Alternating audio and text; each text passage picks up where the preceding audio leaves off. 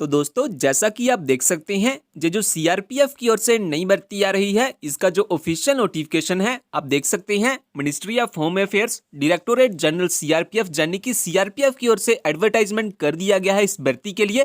Post name के बारे में अगर हम बात करें तो आप ऑफिशियल नोटिफिकेशन में देख सकते हैं आपको इस भर्ती में SI, ASI, head constable, constable and driver जैसे भी वैकेंसी आपको इस भर्ती में देखने के लिए मिलेगी जो सीआरपीएफ की ओर से निकाली गई हैं इस भर्ती के लिए।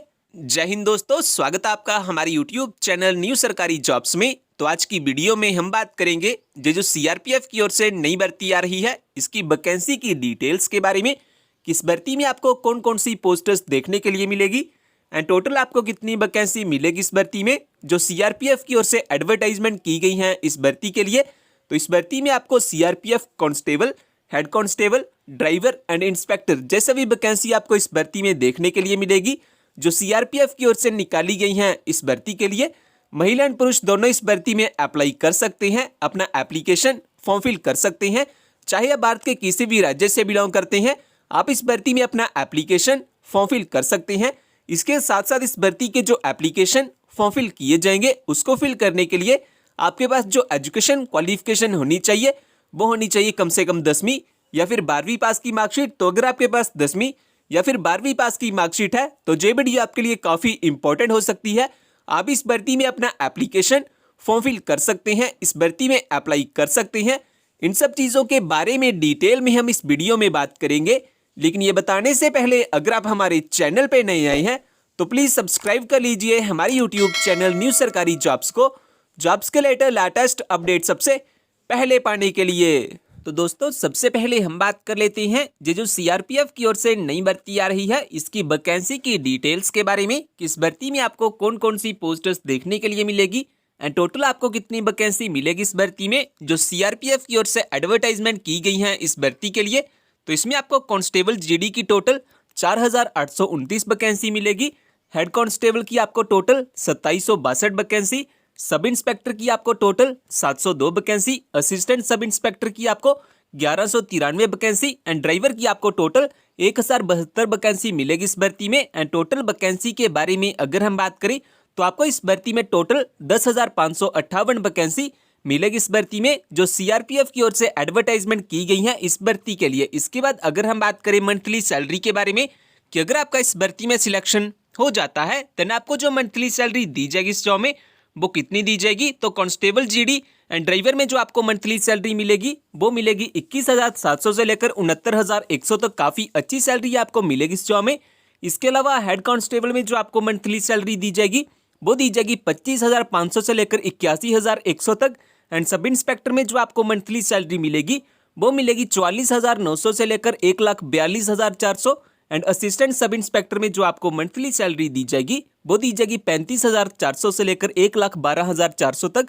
काफ़ी अच्छी सैलरी आपको मिलेगी सब पोस्टर्स पे अगर आपका इस भर्ती में सिलेक्शन हो जाता है। तो इसके बाद अगर हम बात करें एज लिमिट क्राइटेरिया के बारे में कि अगर आप इस भर्ती में अपना एप्लीकेशन फॉर्म फिल करना चाहते हैं, इस भर्ती में अप्लाई करना चाहते हैं देन आपकी मिनिमम एंड मैक्सिमम एज कितनी होनी चाहिए इस भर्ती के एप्लीकेशन फॉर्म को फिल करने के लिए।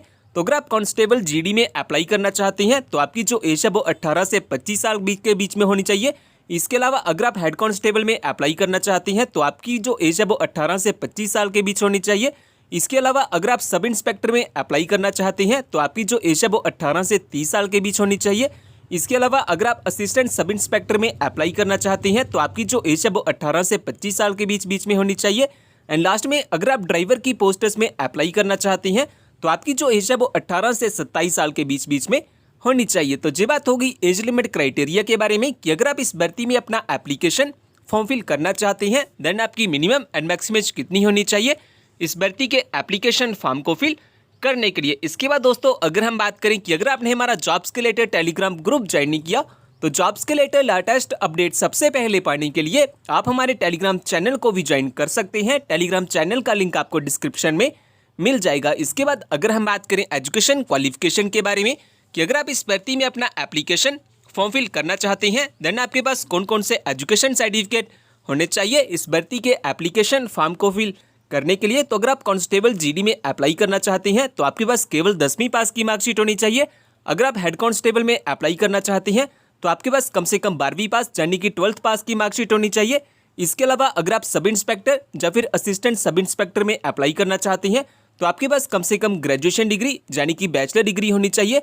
एंड लास्ट में अगर आप ड्राइवर में अप्लाई करना चाहते हैं तो आपके पास कम से कम 10वीं पास के साथ साथ आपके पास ड्राइविंग लाइसेंस भी होना चाहिए। तो अगर आपके पास ये सभी डॉक्यूमेंट्स हैं, ये सभी एजुकेशन सर्टिफिकेट है, देन आप इस भर्ती में अपना सक्सेसफुली एप्लीकेशन फॉर्म फिल कर सकते हैं। इसके बाद अगर हम बात करें सिलेक्शन प्रोसेस के बारे में, किस भर्ती में जो सिलेक्शन किया जाएगा वो कैसे किया जाएगा एंड किस बेसिस पे किया जाएगा, तो स्टेज 1 में आपका रिटन एग्जाम होगा और अगर आप रिटन एग्जाम को क्वालिफाई कर लेते हैं उसके बाद आपका physical standard and physical efficiency test किया जाएगा। देन आपका डिटेल में मेडिकल एग्जाम किया जाएगा और अगर आप इन सभी एग्जाम को क्वालिफाई कर लेते हैं, सभी टेस्ट में पास हो जाते हैं, देन उसके बाद आपकी एक फाइनल मेरिट लिस्ट निकाली जाएगी और अगर आपका फाइनल मेरिट लिस्ट में नाम आ जाता है देन लास्ट में आपके डॉक्यूमेंट्स की वेरिफिकेशन की जाएगी आपकी ज्वाइनिंग के लिए। तो इस तरह से इस भर्ती में कुछ सिलेक्शन किया जाएगा। तो ये बात होगी सिलेक्शन प्रोसेस के बारे में।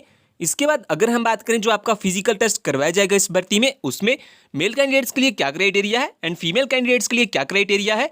हाइट क्राइटेरिया के बारे में अगर हम बात करें तो जो मेल कैंडिडेट्स के लिए मिनिमम हाइट रखी गई है वो रखी 170 सेंटीमीटर एंड जो फीमेल कैंडिडेट्स के लिए मिनिमम हाइट रखी गई है वो रखी 157 सेंटीमीटर। इसके बाद अगर हम बात करें चेस्ट क्राइटेरिया के बारे में कि आपकी नॉर्मल एंड एक्सपेंडेबल चेस्ट कितनी होनी चाहिए, तो नॉर्मल चेस्ट के बारे में अगर हम बात करें तो वो होनी चाहिए मिनिमम 80 सेंटीमीटर एंड जो एक्सपेंडेबल चेस्ट होनी चाहिए वो होनी चाहिए मिनिमम 85 सेंटीमीटर एंड जो मिनिमम एक्सपेंशन होना चाहिए आपकी चेस्ट में वो होना चाहिए 5 सेंटीमीटर का। इसके बाद लास्ट में जो आपका रनिंग टेस्ट करवाया जाएगा इस भर्ती में उसके बारे में अगर हम बात करें तो इसमें मेल कैंडिडेट्स को 5 किलोमीटर की रनिंग करनी होगी एंड जो टाइम दिया जाएगा वो दिया जाएगा 24 मिनट का। वही फीमेल कैंडिडेट्स को 1600 मीटर की रनिंग करनी होगी एंड जो टाइम दिया जाएगा फीमेल कैंडिडेट्स को वो दिया जाएगा 8.5 मिनट का। तो ये बात होगी जो आपका फिजिकल टेस्ट करवाया जाएगा इस भर्ती में उसके बारे में। इसके बाद हम बात कर लेते हैं इस भर्ती को लेकर कुछ इंपॉर्टेंट डेट्स के बारे में। और फ्रेंड्स, अगर आपने जो हमारा टेलीग्राम चैनल है वो ज्वाइन नहीं किया हुआ तो आप हमारे टेलीग्राम चैनल को भी ज्वाइन कर सकते हैं। इस टेलीग्राम चैनल को ज्वाइन करने का फायदा आपको ये होगा कि जो भी जॉब की न्यू नोटिफिकेशन आएगी उसकी लेटेस्ट अपडेट आपको सबसे पहले इसी चैनल पे मिल जाती है। सो जल्दी से ज्वाइन कर लीजिए हमारे टेलीग्राम चैनल को, लिंक आपको डिस्क्रिप्शन में मिल जाएगा।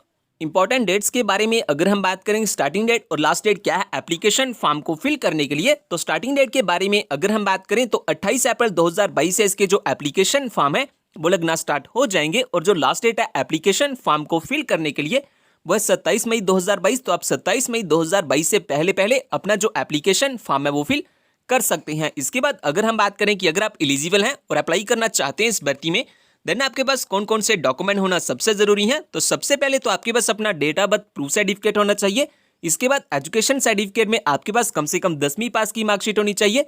आपके पास अपना email ID and phone number भी होना चाहिए रजिस्ट्रेशन के लिए। इसके अलावा अगर आपके पास कोई अदर क्वालिफिकेशन या एक्सपीरियंस है आप वो भी अप्लाई कर सकते हैं एप्लीकेशन फॉर्म के साथ। आपके पास अपना आधार कार्ड या फिर पैन कार्ड होना चाहिए एज आइडेंटिटी प्रूफ। और अगर आप SC ST या OBC से बिलोंग करते हैं देन आपके पास अपना कास्ट सर्टिफिकेट भी होना चाहिए एंड साथ ही में आपके पास अपने 4 पासपोर्ट साइज फोटोग्राफ भी होने चाहिए लाइट कलर बैकग्राउंड में। तो अगर आपके पास जैसे भी डॉक्यूमेंट्स हैं तो आप सक्सेसफुली अप्लाई कर सकते हैं इस भर्ती के लिए। इसके बाद अगर हम बात करें एप्लीकेशन फॉर्म की फीस के बारे में कि अगर आप इस भर्ती में अपना एप्लीकेशन फॉर्म फिल करना चाहते हैं देन इस भर्ती के लिए जो अप्लाई मोड रहेगा वो रहेगा ऑनलाइन। आपके ऑनलाइन एप्लीकेशन फॉर्म फिल किए जाएंगे।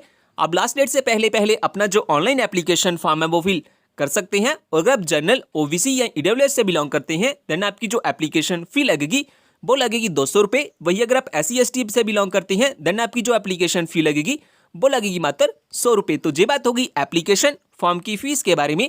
लास्ट में दोस्तों अगर हम बात करें कि अगर आप इस भर्ती के बारे में ज़्यादा जानना चाहते हैं, जैसा कि इस भर्ती का ऑफिशियल नोटिफिकेशन पाना चाहते हैं, इस भर्ती में अप्लाई करना चाहते हैं, अपना एप्लीकेशन फॉर्म फिल करना चाहते हैं या फिर हमारा जॉब्स के रिलेटेड टेलीग्राम ग्रुप ज्वाइन करना चाहते हैं, तो इन सभी के लिंक आपको हमारी वेबसाइट पे मिल जाएंगे। वेबसाइट का लिंक मैंने डिस्क्रिप्शन में दिया हुआ है, अब वहां जाके सब चेकआउट कर सकते हैं इस भर्ती के बारे में। और दोस्तों ये जो इंडियन पोस्ट ऑफिस यानी कि भारतीय डाक विभाग में नई भर्ती आ रही है, अगर आपने वो वाली वीडियो नहीं देखी हुई तो आप वो वाली वीडियो भी देख सकते हैं। इसमें आपका कोई भी एग्जाम नहीं होगा, बिना परीक्षा के भर्ती करवाई जाएगी इंडियन पोस्ट ऑफिस डिपार्टमेंट की ओर से। टोटल वैकेंसी के बारे में अगर हम बात करें तो आपको इस भर्ती में टोटल 13,450 वैकेंसी देखने के लिए मिलेगी। और इस भर्ती का जो ऑफिशियल नोटिफिकेशन है वो भी आउट कर दिया गया है। पोस्ट नेम में आपको इस भर्ती में postmaster, postal assistant, sorting assistant and mails guard जैसे भी वैकेंसी आपको इस भर्ती में देखने के लिए मिलेगी। और एजुकेशन क्वालिफिकेशन में चाहे आपके पास 10वीं पास की मार्कशीट है, 12वीं पास की मार्कशीट है या फिर ग्रेजुएशन डिग्री है, इनमें से अगर आपके पास कोई भी एक एजुकेशन सर्टिफिकेट है देन आप इस भर्ती में अपना एप्लीकेशन फॉर्म फिल कर सकते हैं। ज्यादा जानकारी के लिए आप वो वाली वीडियो भी देख सकते हैं, उस वीडियो का लिंक आपको डिस्क्रिप्शन में मिल जाएगा।